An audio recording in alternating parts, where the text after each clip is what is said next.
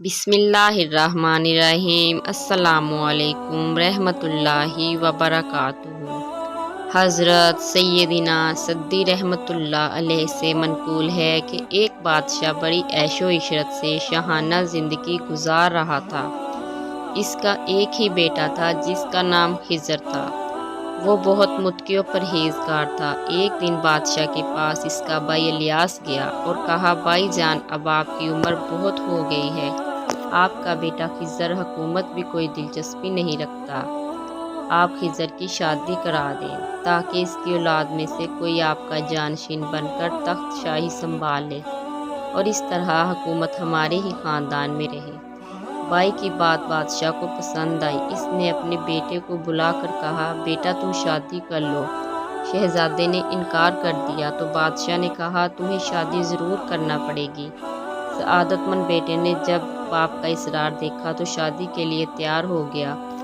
بادشاہ نے ایک دوشیزہ سے اس کی شادی کر دی۔ شہزادہ اپنی رفیقہ حیات کے پاس گیا اور کہا، مجھے عورتوں میں کچھ رغبت نہیں، اگر تو چاہے تو میرے ساتھ رہ اور اللہ عز و جل کی عبادت کر، تیرا نان و نفقہ شاہی خزانے سے ادا کیا جائے گا، لیکن ہمارے درمیان ازدواجی تعلق قائم نہ ہو سکے گا۔ اگر اس بات پر راضی ہے تو میرے ساتھ رہ اور اگر چاہے تو میں تجھے طلاق دے دیتا ہوں۔ سعادت مند بیوی نے کہا، میرے سرتاج، آپ سے دوری مجھے گوارا نہیں، میں آپ کے ساتھ رہ کر اللہ عز و جل کی عبادت کروں گی۔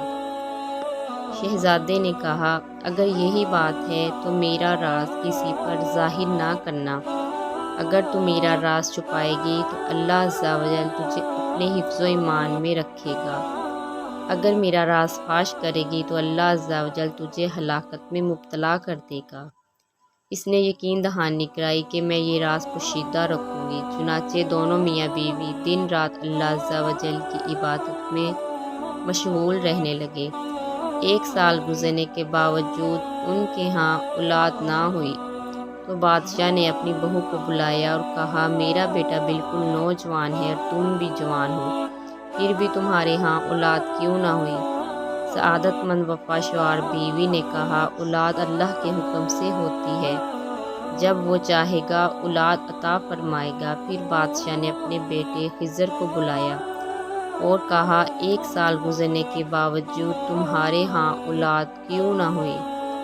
اولاد حکم خداوندی عز و جل سے ہوتی ہے، کہا، جب وہ چاہے گا عطا فرما دے گا۔ پھر بادشاہ سے کہا گیا، شاید یہ عورت بانجھ ہے اس لیے اولاد نہ ہوئی، آپ شہزادے کی شادی کسی ایسی عورت سے کرائیں جو بانجھ نہ ہو اور اس کے ہاں اولاد ہو چکی ہو۔ بادشاہ نے شہزادے کو بلایا اور حکم دیا کہ اپنی بیوی کو طلاق دے دو۔ شہزادے نے کہا، ابا جان، اسے مجھ سے جدا نہ کریں، وہ بڑی بابرکت اور قابل رشک عورت ہے۔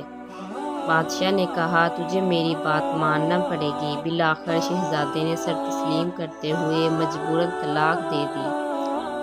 بادشاہ نے شہزادے کی شادی ایک بیوہ سے کرا دی جس کے ہاں پہلے بھی اولاد ہو چکی تھی۔ شہزادہ جب اپنی اس نئی دلہن کے پاس پہنچا تو اس سے بھی وہی بات کہی جو پہلی بیوی سے کہی تھی۔ اس نے بھی شہزادے کے ساتھ رہ کر عبادت کرنا منظور کر لی۔ دن رات دونوں عبادت الہی میں مصروف رہتے، ان کے درمیان ایک مرتبہ بھی ازدواجی تعلق قائم نہ ہوا۔ سال گزرنے کے باوجود جب اولاد کے آثار نظر نہ آئے تو بادشاہ نے اس عورت کو اپنے پاس بلایا اور کہا، اپنے پہلے خاوند سے تیرے ہاں اولاد ہوئی، اب میرے بیٹے کی اولاد تجھ سے کیوں نہ ہوئی؟ حالانکہ میرا بیٹا خوبرو نوجوان ہے اور تو بانجھ بھی نہیں۔ اس نے کہا، اولاد جب بھی ہوتی ہے جب میاں بیوی کے درمیان ازدواجی تعلق قائم ہو۔ آپ کا بیٹا تو ہر وقت عبادت و ریاضت میں مشغول رہتا ہے، اس نے ایک مرتبہ بھی حق و زوجیت ادا نہیں کی۔ بادشاہ یہ سن کر بہت غصہ ہوا۔ اس نے خادم بھیج کر شہزادے کو بلوایا، لیکن شہزادہ وہاں سے بھاگ گیا۔ 3 سپاہی اس کے پیچھے گئے تو شہزادہ مل گیا۔ سپاہیوں نے بادشاہ کے پاس لے جانا چاہا تو اس نے جانے سے انکار کر دیا۔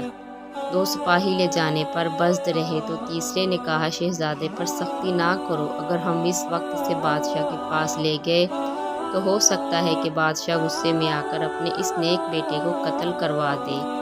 بہتری اسی میں ہے کہ شہزادے کو اس کے حال پر چھوڑ دیا جائے۔ دونوں سپاہی تیسرے کی بات سے متفق ہو گئے اور شہزادے کو وہیں چھوڑ کر بادشاہ کے پاس پہنچے۔ بادشاہ نے شہزادے کے متعلق پوچھا تو دو سپاہی کہنے لگے، عالی جاں، ہم نے تو اسے پکڑ لیا تھا لیکن ہمارے رفیق نے اسے چھڑوا دیا۔ بادشاہ نے غصے میں آ کر تیسرے سپاہی کو قید میں ڈال دیا۔ پھر بادشاہ شہزادے کے متعلق سوچنے لگا۔ اچانک اس نے دونوں سپاہیوں کو بلوایا۔ جب وہ سامنے آئے تو کہا، تم دونوں نے میرے بیٹے کو خوف زدہ کیا، اسی لیے وہ مجھ سے دور چلا گیا۔ اے جلاد، انہیں پکڑ کر لے جا اور ان کے سر قلم کر دے۔ پھر شہزادے کی دوسری بیوی کو بلوایا اور کہا، تو نے میرے بیٹے کا راز فاش کیا، تیری وجہ سے وہ مجھ سے دور چلا گیا۔ اگر تو اس کے راز کو چھپاتی تو آج وہ میری آنکھوں کے سامنے ہوتا۔ اے جلاد، اسے بھی قتل کر دے۔ پھر بادشاہ نے تیسرے سپاہی اور شہزادے کی متعلقہ پہلی بیوی کو بلایا اور کہا، تم دونوں جہاں چاہو جاؤ، میری طرف سے تم آزاد ہو۔ وہ نیک سیرت عورت اپنے شہر کے دروازے کے پاس ایک چھوٹی سی جھونپڑی میں رہنے لگی۔ جنگل سے لکڑیاں کاٹ کر بیچتی اور اپنا گزارا کرتی۔ ایک دن ایک غریب شخص اس طرف آن نکلا۔ اس نے جھونپڑی دیکھی تو قریب آیا اور بسم اللہ شریف پڑھنے لگا۔ عورت اس کی آواز سن کر باہر آئی اور کہا، اے مسافر، کیا تو اللہ عز و جل کے متعلق جانتا ہے؟ کیا تو اس وحدہ لا شریک ذات پر ایمان رکھتا ہے؟ اس نے کہا، ہاں، میں اللہ عز و جل کو مانتا ہوں، میں شہزادہ خضر کا دوست ہوں۔ عورت نے یہ سنا تو کہا، میں خضر کی متعلقہ ہوں۔ پھر ان دونوں نے شادی کر لی۔ اللہ رب العزت نے انہیں اولاد کی دولت سے نوازا۔ اس طرح ان کی زندگی کے شب و روز خیریت سے گزرتے رہے۔ اس عورت کو فرعون کی بیٹی نے اپنی خاتمہ رکھ لیا۔ ایک دن اس کے سر میں کنگھی کرتے ہوئے کنگھی ہاتھ سے گر گئی تو اس نیک سیرت عورت کی زبان سے بے اختیار سبحان اللہ عز و جل کی صدا بلند ہوئی۔ فرعون کی کافرہ بیٹی نے جب یہ آواز سنی تو کہا، کیا تو نے میرے باپ فرعون کی تعریف کی؟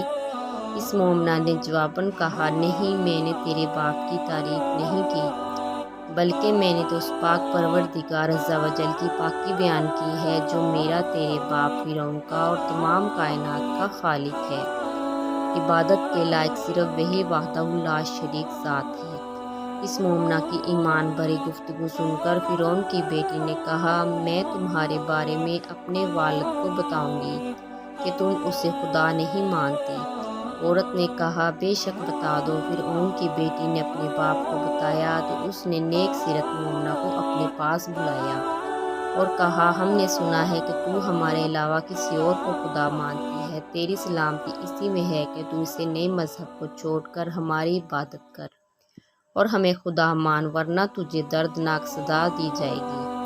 عورت نے کہا، جو چاہے کر، میں کبھی بھی شرک کی طرف نہ آؤں گی۔ فرعون نے جب ایک ایماندار اور نیک سیرت عورت کی ایمان افروز گفتگو سنی تو بہت غضبناک ہوا اور تانبے کی دیگ میں تیل گرم کرنے کا حکم دیا۔ جب تیل خوب کھولنے لگا تو اس کے ایک بچے کو ابلتے ہوئے تیل میں ڈال دیا۔ کچھ ہی دیر میں بچے کی ہڈیاں تیل پر تیرنے لگیں۔ ظالم فرعون نے عورت سے کہا، کیا تو مجھے خدا مانتی ہے؟ اس نے کہا، ہرگز نہیں، میرا خدا وہی ہے جو تمام جہانوں کا خالق و مالک ہے۔ فرعون نے اس کا دوسرا بیٹا منگوایا اور ابلتی ہوئی دیگ میں ڈال دیا۔ پھر اس عورت کو شرکت کی دعوت دی۔ اس نے صاف انکار کر دیا۔ فرعون نے اس کے ایک اور بچے کو تیل میں ڈال دیا۔ اسی طرح اس باہمت صابر و شاکر عورت کے تمام بچوں کو ابلتے ہوئے تیل میں ڈال دیا، لیکن اس نے اپنا ایمان نہ چھوڑا۔ ظالم فرعون نے حکم دیا کہ اسے بھی اس کے بچوں کی طرح تیل میں ڈال دو۔ سپاہی جب اسے لے جانے لگے تو فرعون نے کہا، اگر تمہاری کوئی آرزو ہو تو بتاؤ۔ اس نیک سیرت عورت نے کہا، ہاں، میری ایک خواہش ہے، اگر ہو سکے تو یہ کرنا کہ مجھے بھی تیل کی ابلتی ہوئی دیگ میں ڈال دیا جائے اور میرا سارا گوشت جل جائے تو اس دیگ کو شہر کے دروازے پر بھجوا دینا۔ وہاں میری ایک جھونپڑی ہے، دیگ اس میں رکھوا کر جھونپڑی گرا دینا تاکہ ہمارا گھر ہی ہمارے لیے قبرستان بن جائے۔ فرعون نے کہا، ٹھیک ہے، تمہاری اس خواہش کو پورا کرنا ہمارے ذمہ ہے۔ پھر اس جرأت مند مومنہ کو ابلتے ہوئے تیل میں ڈال دیا گیا۔ کچھ ہی دیر بعد اس کی ہڈیاں بھی تیل کی طرح سطح پر تیرنے لگیں۔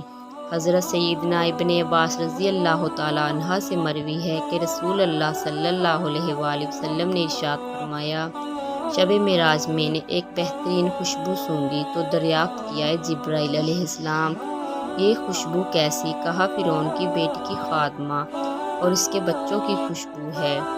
سبحان اللہ عز و جل، کیسا پختہ ایمان تھا اس مومنہ صابر و شاکر عورت کا کہ اپنی آنکھوں کے سامنے اپنے جگر کے ٹکڑوں کو ایک ایک کر کے شہید ہوتا دیکھا، لیکن پھر بھی اس کے پاس اس بات میں لغزش نہ آئی، خود اپنی جان دے دی لیکن ایمان کی دولت ہاتھ سے نہ جانے دی۔